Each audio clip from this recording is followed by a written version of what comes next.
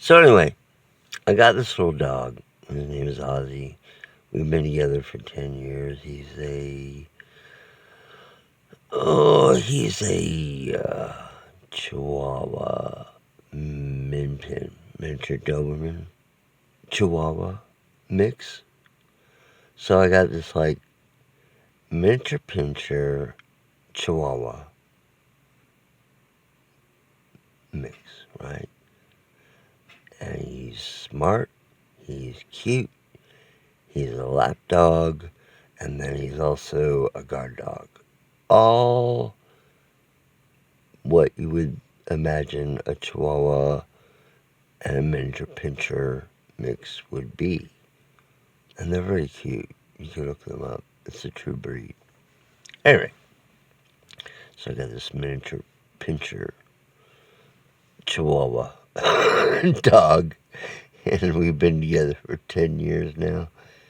And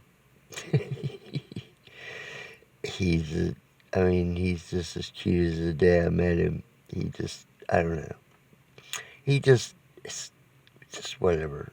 He's like, well, I don't know how to explain it, but of course I hope everyone has had a pet sometime in their life that they really appreciated or really, you know, had a kinship with, or and, and at any rate, he's got this thing that it seems like, and this has been a little bit of a problem. It's not a big problem. It's just a little problem. He is very, because I think it's because miniature prints are inside him, whether it is or not, it doesn't matter. He gets very excited sometimes, and he's just like, whoa, look at that. It's like he's never seen it before, kind of thing. It's like, you know, that's, you know, that's the same dude you've seen walking across the street for months, daily, but you still get excited when he walks across the street. It's like he gets very excited. And, anyway, so anyway,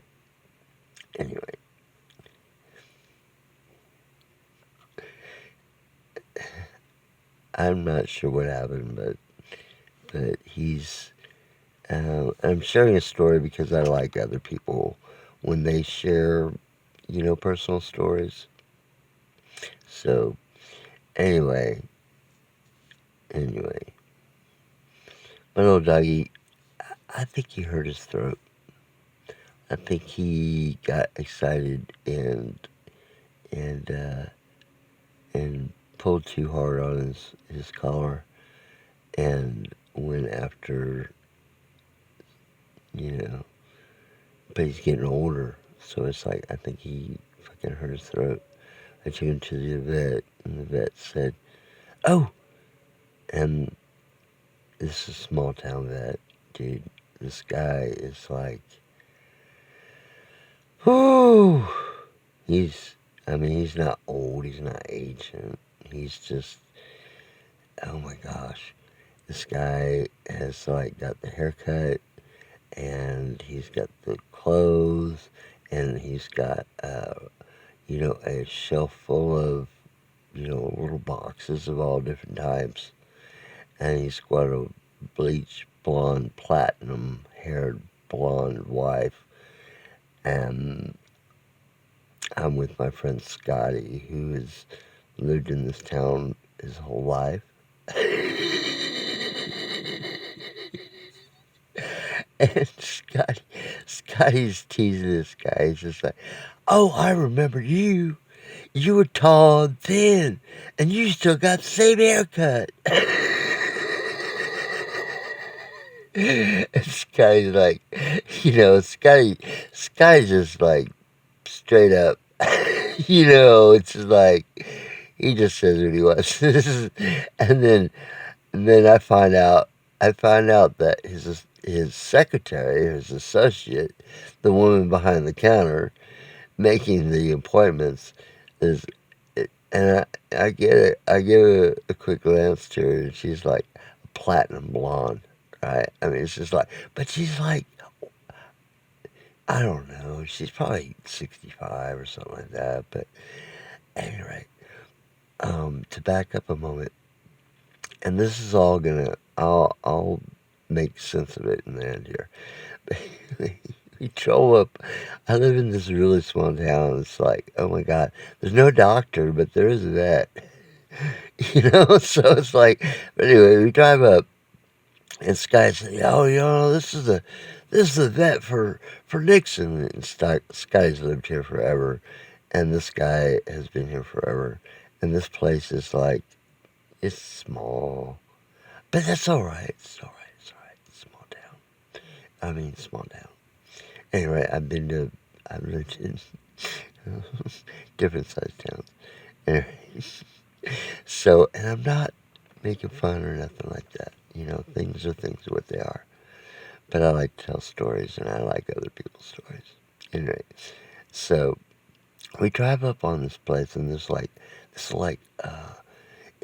it's a Mercedes Benz, and it's one of those SLRs or SLIs. I don't know if you guys remember, in the 80s or 90s, these little coupes. It's just like a two-seater Mercedes Benz, right? It's got a little bubble top and a little bit of flare back and a pointy nose. Anyway, uh, she's got she's well, we drive up and this is my deductive reasoning. So anyway, we drive up and there's this big old boss truck, big 4 doors. I think the biggest fucking pickup truck you probably get. It's a Ford something something. Fuck you, 1800,000. I don't know. It's just Ford 450 or something like that. I don't fucking know. It's a big old one, right? It's a little tiny one. But see, I'm driving up. It's like I'm in this podunk town. It's not podunk. It's not. I mean, it's cool. I want it. I like it here. But anyway, so we drive up, and so there's these two cars, and I'm already kind of questionable about this stuff because you know there's nobody here. There's nobody here. But anyway, but this guy. Anyway, I'm not saying nothing. But here's the bottom line of the story. Uh, I called a couple days. I mean, it was actually one day. So I'm trying to get an appointment for tomorrow because I can't take my dog, and my friend's gonna take him in. And then I got off early the same day, and I rescheduled. I said, "Can you get me in today?" And it's like, "Oh yeah, sure, come on, 3 o'clock. We'll go down here. We'll go down there."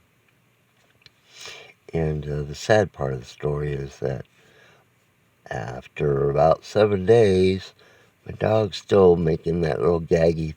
He's still gagging. He makes this, sound, which is, it's hard for me to. I mean, I know he's unhappy about it, and he doesn't like it. And I massage his throat, and I talk nice to him and stuff, and try to, you know, uh, relax him, and then he stops. But I took him into the doctor, and my buddy Scotty, he already knows my thoughts about it. And but anyway, I took him into the doctor, this vet, and I already told him what was going on with the dog and what my thoughts were. I brought him in, and I get this, "Hey, how you doing? What's up? Well, how you doing? What's your dog? Oh. Bring him in here. Put him on the table." And then he pulls out a syringe and gives him an injection. And I said, well, here's some antibiotics. It seems like your dog has some sort of throat infection. And I said, oh, yeah. Well, yeah, I can imagine that. I had, I had throat infection, and, yeah, just, my throat swelled up. So, yeah, yeah. So here's the injection. You'll feel better. It's like, and I tried to tell him, okay, um, you know, all right, I'm gonna trust you, man. I didn't say I'm gonna trust you, but it's like, all right, um, seems like you figured this out pretty quick. You know, you haven't even touched my dog yet, but okay, give me an injection, and then you hand me a pill, a bottle of antibiotics, and it's like I feel like I'm being rushed out the door, but I think I'm probably the only person that he's actually seen, in the last 72, 48, 5 days, maybe. I don't know. But anyway, uh, so, mm, anyway, so walk out of there with trusting the doctor, veterinarian, that, yeah, it's a throat infection. And so now I've given him 7 days. Let's see, it was last Tuesday. I took him in, and he got shot. 7 days of antibiotics, and I mean, it seems like he's better. But then, if it was a physical injury, I think after 7 days he'd be getting better, right? So, but still, he's still got he's still gagging, and uh, something's bothering him. But in all honesty, I think the probably what the truth of the matter is that I took my dog in. The doctor, the vet, probably is thinking, well, it's going to get better anyway, right? Even if he got injured, he's going to get better. And I'm going to give this guy something that will make him feel better, that, everything's cool. Here's an antibiotic, and we're going to give you this. And if you just step outside the door here, my assistant will help you. And he walks up and says, a shot of blah, blah, blah, and a week's supply of antibiotics. Yes, sir. Okay, sir. It's X amount of dollars. Here you are, sir. Here's your bill. And my friend Scotty said, Tom, he didn't even look at your dog. He didn't touch him. He didn't make an examination at all. And all I could say was, well, that vet, I'm just going to have to trust that he knows dogs better than I do. He's been around a lot more dogs than I have.